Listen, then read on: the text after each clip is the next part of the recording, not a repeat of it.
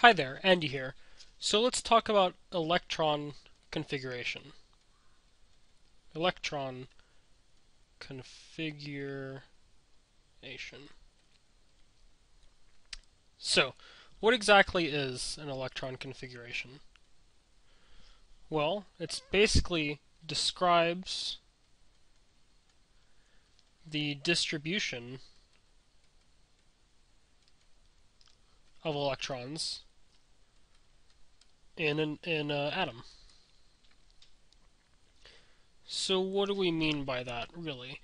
Well, as we know from discussing about quantum numbers, electrons can be at various different locations in an atom, and so the electron configuration tries to describe where those electrons probably are and their energy levels. So let's just draw out one and go from there.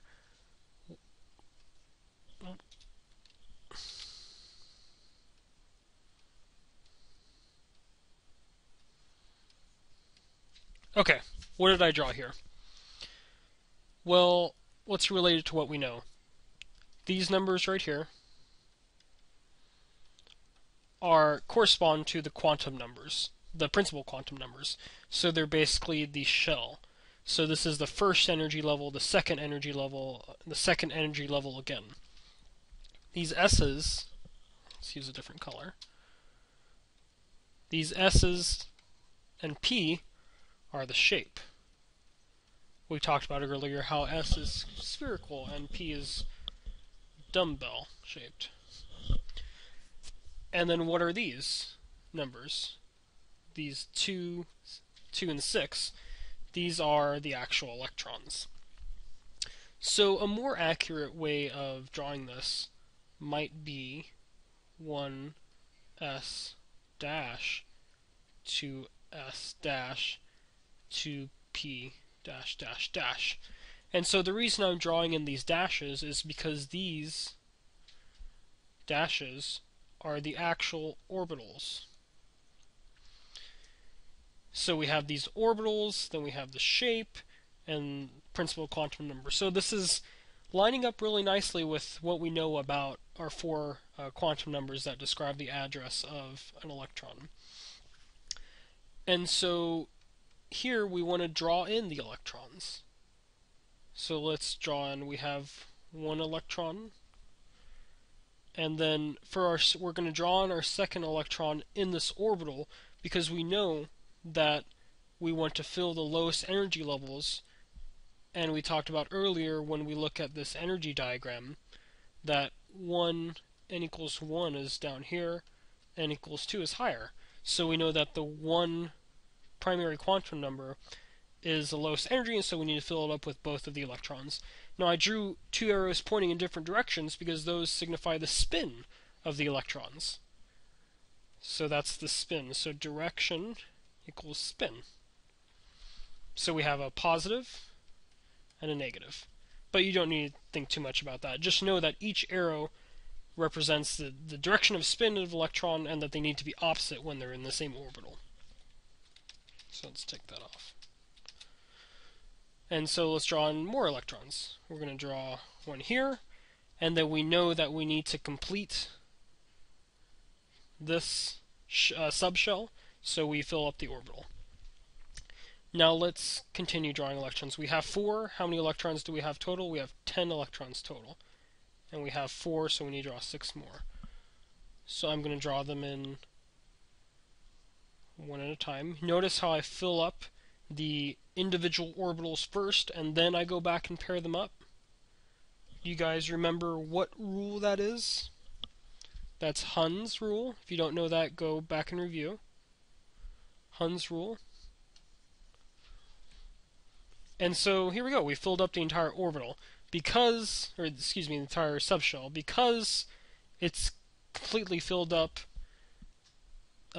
we would call this an inert gas or a noble gas because there are no electrons kind of by themselves that want to bond with other things. Everything is completely paired and everything is happy.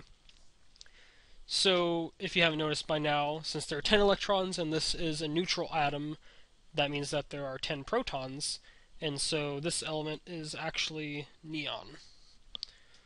So let's look at an example of fluorine, which just has one less proton than neon. So we're going to, again, draw 1s, but this time let me draw it for you on our energy diagram, so you get a good idea of what we're talking about. So this is energy, and so we will draw 1s right here, and then what's after 1s? 2s with its orbital, and then 2p with 3 different orbitals. And you can see as we go farther away, we have increasing energy. And so in this case, when we're talking about fluorine in this example, and fluorine has how many electrons? It's going to have one less than neon, so it's going to have 9 electrons.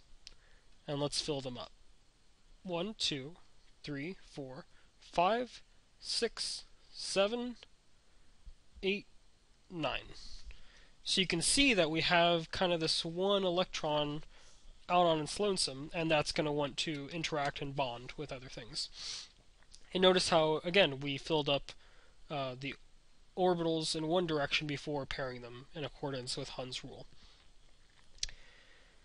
So you can use these. We've just used some simple examples, but you can obviously have more protons and more electrons, all the way through your actinide series where you have 100 protons and electrons.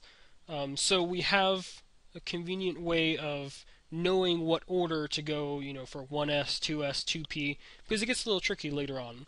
So there's a really cool shortcut that I'm going to show you that you should definitely use on the MCAT that not too many people know about.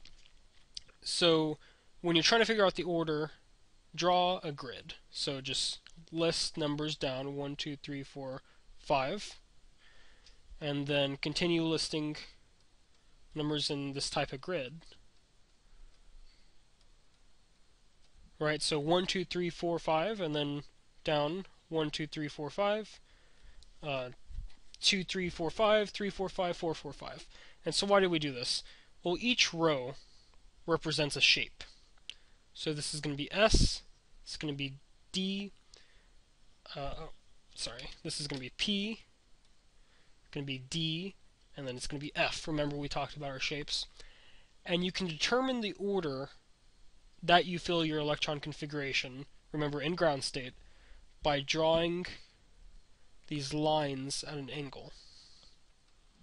And when they go through a particular number on a particular shape, that's the order. So let's write out as far as we can what we have here.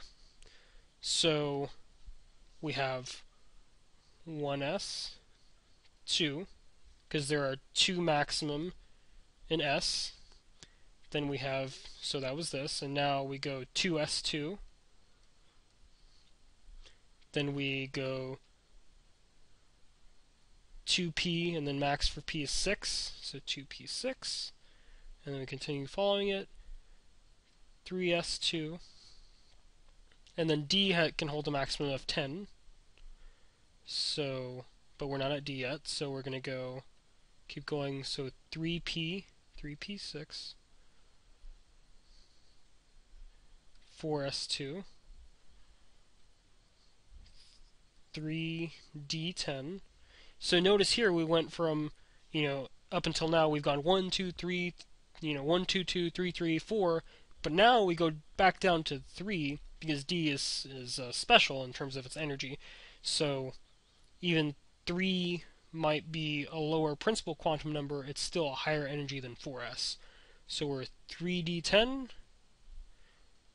4p6, 5s2, then go, so 4d10, see we went down again for D, 5p6, and then finally we get to F, so we'll do 4f, and F can hold a maximum of 14.